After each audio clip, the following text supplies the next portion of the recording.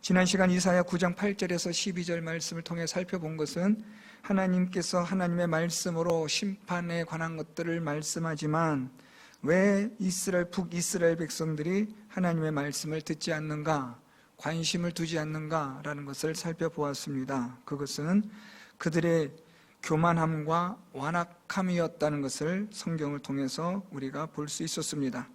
그래서 하나님은 그 교만함과 완악함을 심판하시는 하나님이 되신다는 말씀이었습니다. 오늘은 계속해서 그럼에도 불구하고 오늘 13절 말씀은 이렇게 시작합니다. 그리하여도 라는 말씀입니다. 하나님께서 그들의 교만함과 완악함을 하나님이 앗수르를 통해서 계속해서 심판하시지만 그리하여도 그 백성이 자기들을 치시는 이에게로 돌아오지 아니하며 만군의 여호와를 찾지 아니하도다 라고 말씀합니다. 오늘 우리는 본문 말씀을 통해서 하나님께서 기뻐하시는 자, 또 하나님께서 은혜와 긍휼을 베푸시는 그런 자들이 있다는 것을 알 수 있지만, 그러나 하나님이 기뻐하지 않으시고 긍휼히 여기지 아니하시는 자가 있다라는 것을 우리가 또한 살펴볼 수 있습니다. 오늘 말씀을 통해서 하나님께서 기뻐하지 아니하시고 긍휼히 여기지 않는 자들이 누구인가, 또 역으로 하나님께서 기뻐하시는 자들, 긍휼히 여기시는 자들은 누구인가, 이런 것들을 우리가 함께 살펴보려고 합니다. 오늘 13절 말씀을 통해서 보면 돌아오지 아니하며 찾지 아니하도다 라고 그렇게 하나님은 탄식하며 말씀합니다. 하나님께서 심판하심에도 불구하고 교만함과 완악함을 하나님께서 심판하시지만 하나님에게로 돌아오지 않고 하나님을 찾지 않는다라는 하나님의 탄식이 이사야 선지자를 통해서 말씀되고 있습니다. 여기서 이 돌아오지 아니하며 라는 이 히브리어는 회개하지 않다라는 말씀입니다.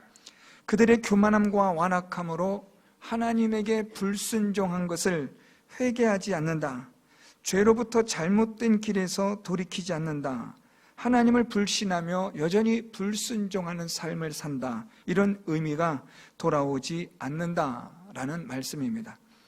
우리가 하나님에게로 돌아가야만 생명이 있고 하나님의 은혜와 복을 얻을 수 있습니다.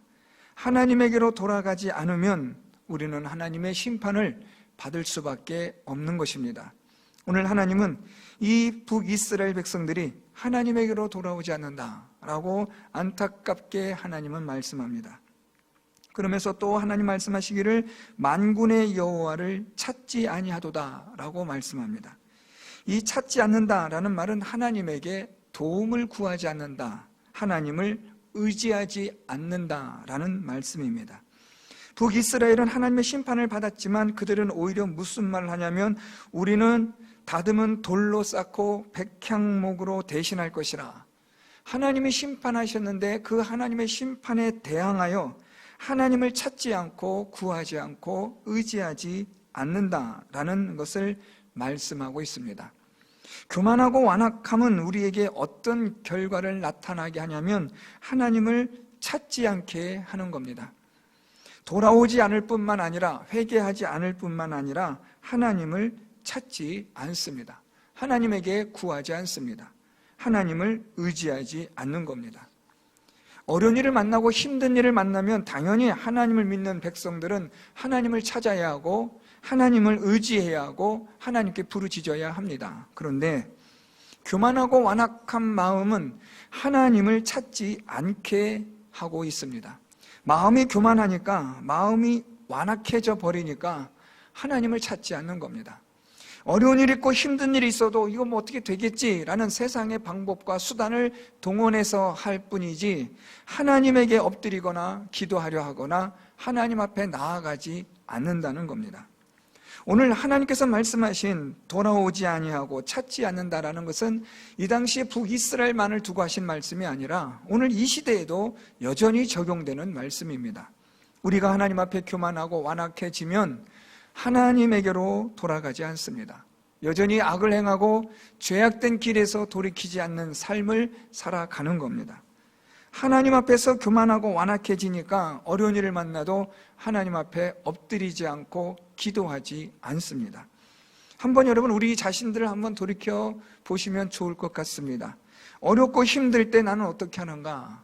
오늘 하나님은 북이스라엘이 하나님의 심판을 받았지만 그들의 그 벽돌이 무너지고 뽕나무들이 찍혀버리는 어려움과 환난을 당하였지만 그들은 지금 하나님에게 돌아오지 않을 뿐만 아니라 하나님을 찾지도 않습니다. 우리의 삶은 어떠한지, 나는 어떠한지를 우리가 여기서 적용해 볼 필요가 있습니다. 나는 하나님을 찾고 있는가? 나는 하나님을 믿고 의지하고 있는가? 어렵고 힘들 때 내가 가장 먼저 하는 일이 하나님 앞에 엎드려 기도하는 것인가? 아니면 나름대로의 방법과 수단을 강구해서 찾아보려고 하는 나의 나약하고 완악한 모습은 아닌지를 생각해 보셔야 할 필요가 있을 것 같습니다. 하나님은 이러한 이스라엘 백성들, 그러니까 하나님에게 돌아오지 않고 하나님을 찾지 않은 이스라엘 백성들에 대해서 하나님이 마침내 심판의 칼을 또 드십니다. 14절, 그러므로 여호와께서 하루 사이에 이스라엘 중에서 머리와 꼬리와 종려나무 가지와 갈대를 끊으시리니 라고 말씀합니다. 오늘 하나님께서 여기서 하루 사이에라는 것은 갑작스럽게 임하는 또 다른 하나님의 심판입니다. 하나님의 심판이 갑작스럽게 임하는데, 그런데 오늘 보니까 머리와 꼬리와 종려나무 가지와 갈대를 끊으신다라고 말씀합니다.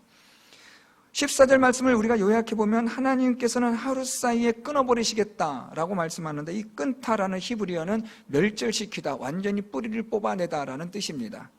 하나님께서 완전히 이제 멸망을 시키시는데 앞에서 하나님이 하셨던 심판은 그냥 본보기에 불과한 것입니다.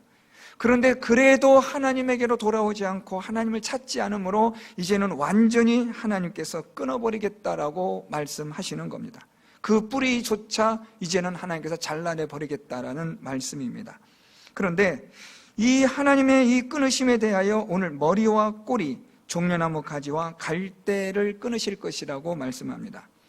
전체적인 결론으로 말하면 머리, 꼬리, 종려나무 가지, 갈대는 곧 이 모든 북이스라엘의 경건하지 않은 백성들을 일컫는 말입니다. 17절 말씀으로 내려오면 이 백성이 모두 경건하지 아니하며 악을 행하며 모든 입으로 망령되이 말하니 라고 말씀하는 내용이 바로 이겁니다.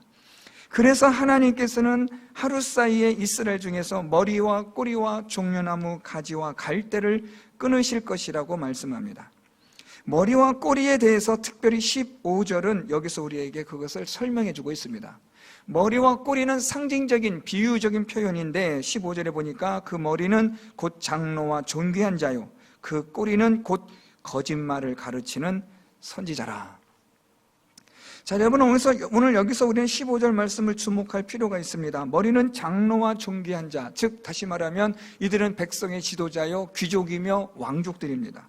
이 당시에 있어서 아주 강력한 힘을 가진 유력자들입니다. 이들이 머리라고 말합니다. 그리고 그 꼬리는 곧 거짓말을 가르치는 선지자라고 말합니다. 여러분, 이 말씀을 묵상하시면서 읽으시면서 무슨 생각 드시는 거 있지 않습니까? 이거 뭔가 좀 이상한데? 라는 생각이 드신다면 그것은 다름 아니라 왜 머리가 장로요 존귀한 자냐라는 겁니다.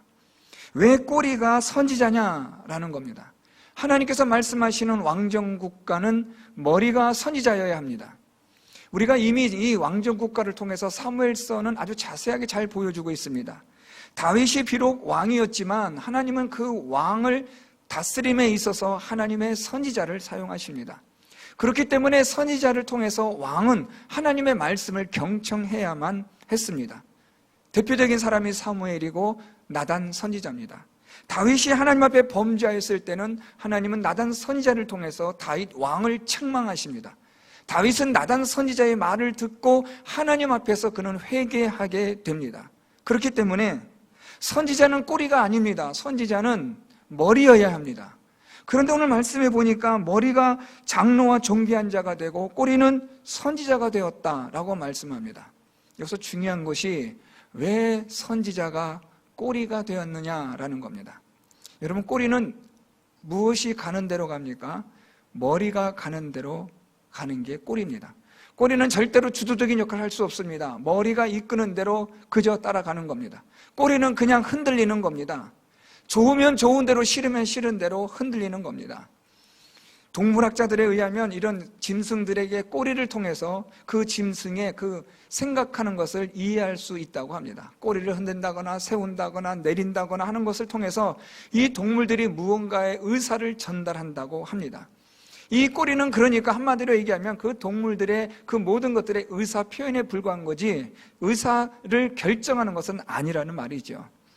왜 선지자가 꼬리가 되었느냐? 그들은 유력한 자들, 힘 있는 자들, 돈 있는 자들을 따라가기 때문입니다. 돈 되고 힘 있고 좀 더 유리하고 좀 더 편안하고 안락한 것을 추구하며 살아가는 선지자가 되었다라는 말입니다. 선지자는 하나님을 따라가야 합니다. 선지자는 하나님의 말씀을 따라가야 합니다. 오늘날로 말하면 목사는 하나님 따라가야 하고 성경을 따라가야 합니다. 그런데 목사가 돈을 따라가고 목사가 세상 권력을 따라가고 세상의 문화와 유행을 따라간다면 그것은 오늘 말씀처럼 꼬리가 되는 거죠. 목사가 선지자가 꼬리가 되느냐 머리가 되느냐는 누구를 따라가느냐에 따라 달려 있다는 말씀입니다. 오늘 하나님은 이 선지자가 꼬리라고 말씀하시면서 어떤 선지자냐고 말씀할 때 거짓말을 가르치는 선지자라고 말씀합니다. 하나님의 말씀을 가르치지 않으니까 거짓말을 하는 선지자죠. 선지자는 하나님의 말씀을 가르쳐야 합니다. 목사는 하나님의 말씀을 전해야 합니다. 목사는 하나님의 말씀을 그대로 가르쳐야 합니다. 그런데 이 목사가 하나님의 말씀대로 가르치지 않으면 그는 거짓 목사가 되는 거죠. 세상 따라 살아가면 그는 목사가 아닙니다. 거짓된 목사입니다. 교회가 하나님 말씀 따라가지 않으면 그 교회는 거짓된 교회입니다. 진짜 교회가 아닙니다. 교회는, 목사는, 성도는 누굴 따라가야 하느냐? 하나님을 따라가야만 한다는 사실입니다.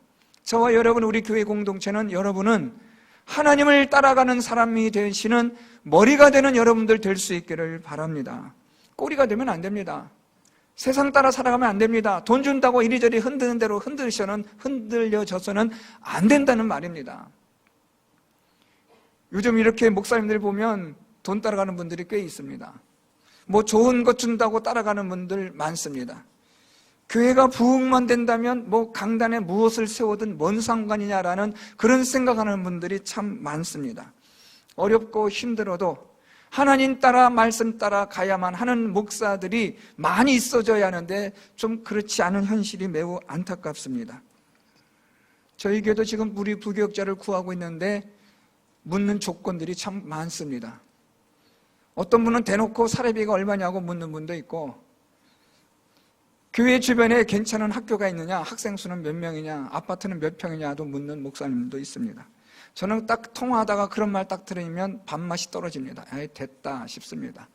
까짓 거 없으면 잇몸으로 하고 제가 혼자 더 뛰면 되지 저런 사람 데려다가 뭐 하겠나 싶습니다. 돈 따라가면 그건 목사가 아닙니다. 세상 따라가면 그게 무슨 목사입니까? 거짓된 목사죠. 목사가 거짓된 선지자로서 거짓 목사로서 살아가면 그는 꼬리에 불과한 겁니다. 세상의 꼬리가 되고 사단의 꼬리가 되는 거죠. 목사만 그렇습니까? 장로님들, 집사님들, 권사님들, 우리 성도님들 누구 따라가느냐에 여기에 따라서 머리가 되기도 하고 꼬리가 되기도 한다는 사실을 꼭 기억하시기를 바랍니다. 저는 우리 성도 여러분들이 하나님의 말씀 따라 살아가시고 믿음 따라 살아가는 머리가 되는 삶을 살아가는 여러분들 될 수 있기를 바랍니다. 그러면 이 세상은 여러분을 따라오게 되어져 있습니다. 제가 신방 가면 자주 드리는 말씀이 있습니다. 돈 따라가지 말라고 말합니다. 세상 따라가지 말라고 말합니다. 돈 따라가면 망합니다. 그리고 돈 따라간다고 해서 돈이 모아지는 것도 아닙니다. 돈은, 복은 누가 주십니까? 하나님이 주시는 겁니다. 우리는 오직 하나님만 따라 말씀만 따라가면 하나님은 우리 모두에게 필요한 것들을 공급하여 주시는 하나님이 되시는 줄 믿으시기를 바랍니다. 세상 따라가다가 세상에 따라 꼬리를 흔들다가 결국은 함께 망하게 됩니다. 어떻게 망합니까? 오늘 말씀해 보니까 하루 사이에 끊어버리시겠다라고 말씀합니다. 세상 따라 살면요, 꼬리가 되면 하나님께서 하룻밤 사이에도 그냥 끊어버리시는 겁니다. 요나의 박농쿨처럼 하룻밤 사이에 하나님께 다 말라버리고 시들어지게 하는 것이 하나님의 능력입니다. 세상 따라가면 그렇게 됩니다. 하나님 따라가지 않고 세상 따라가면 그냥 하루아침에 소돔과 고모라가 멸망하는 것처럼 멸망하고 만다는 겁니다. 거짓된 사람으로 하나님 말씀 따라가지 않고 세상 따라, 거짓된 세상 따라 살면 하나님이 끊어버리시는 심판에 따라 멸망에 이르게 된다는 것을 기억하시기를 바랍니다. 이렇게 꼬리가 되고 선지자가 이렇게 되니까 나머지 사람들은 말할 게 뭐가 있습니까? 그래서 17절에 이 백성이 모두 경건하지 아니하며 악을 행하며 모든 입으로 망령되이 말한다라고 말합니다. 그래서 주께서 그들의 장정들을 기뻐하지 아니하시며 그들의 고아와 과부를 긍휼히 여기지 아니하시리라 라고 말씀합니다. 자, 여러분 여기서 또 한번 주목해 보실 단어가 있습니다. 하나님께서 긍휼히 여기지 않는 사람들이 고아와 과부입니다. 여러분 성경을 좀 자세하게 읽어보셨던 분들은 고아와 과부는 하나님이 긍휼을 베푸시는 데 있어서 가장 대표적인 사람인데, 예, 맞습니다. 하나님은 이스라엘 백성들을, 또한 오늘날 하나님은 고아와 과부, 다시 말하면 힘없고 연약하고 어디 의지할 데 없는 자들의 하나님께서 신원자가 되시고 재판관이 되어주신다고 성경은 늘 말씀합니다. 그래서 고아와 과부, 나그네는 하나님께서 아주 대표적으로 특별하게 돌보시는 그런 대표적인 사람입니다. 그런데 하나님께서 그들에게도 긍휼히 여기지 않겠다라고 말씀합니다. 이것은 갈 때까지 갔다는 겁니다. 이제는 하나님의 은혜와 긍휼을 그들에게서도 거두겠다는 것은 더 이상 하나님의 은혜와 긍휼이 있지 않다, 존재하지 않다라는 것을 말씀하고 있는 겁니다. 왜 이렇게까지 되었습니까? 그것은 다름 아니라 하나님에게로 돌아가지 않고 하나님을 찾지 않기 때문입니다.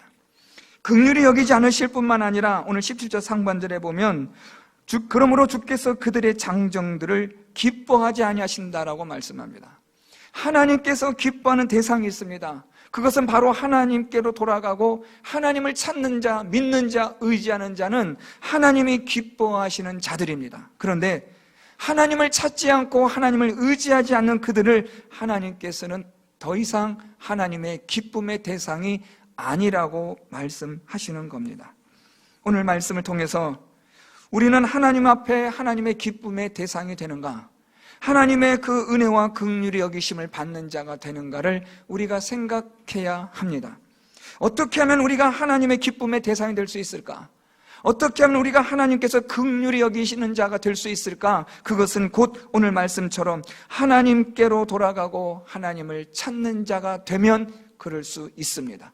아무리 우리에게 심판이 임하였다 할지라도 하나님께로 돌아서고 하나님을 찾고 의지하면 하나님은 우리를 구원하여 주시는 자비로우시고 은혜로우신 하나님이 되시는 사실입니다. 그래서 오늘 우리 모든 성도 여러분들이 하나님께로 돌아가며 하나님을 찾는 여러분들 될 수 있기를 바랍니다. 하나님을 따라가시고 말씀 따라가셔서 머리가 되는 삶을 살아가는 성도 여러분들이 될 수 있기를 바랍니다. 이 세상의 꼬리가 아니라 이 세상의 모든 것들을 하나님의 말씀을 따라 살아가는 머리로서의 삶을 사는 성도 여러분들이 되셔서 하나님의 기쁨의 대상이 되고 하나님께서 긍휼히 여겨주시는 긍휼의 대상이 되는 우리 성도 여러분들의 삶이 될 수 있기를 바랍니다. 하나님께로 돌아가시고 회개하며 하나님을 믿고 찾으며 의지하시는 우리 성도 여러분들이 되셔서 여러분들의 삶이 세상의 꼬리가 아니라 세상의 머리로서 경건한 삶을 살아가는 여러분들이 되시고 하나님의 기쁨의 대상, 긍휼의 대상이 되는 그런 성도 여러분들의 삶이 되시기를 예수 그리스도의 이름으로 축원드립니다.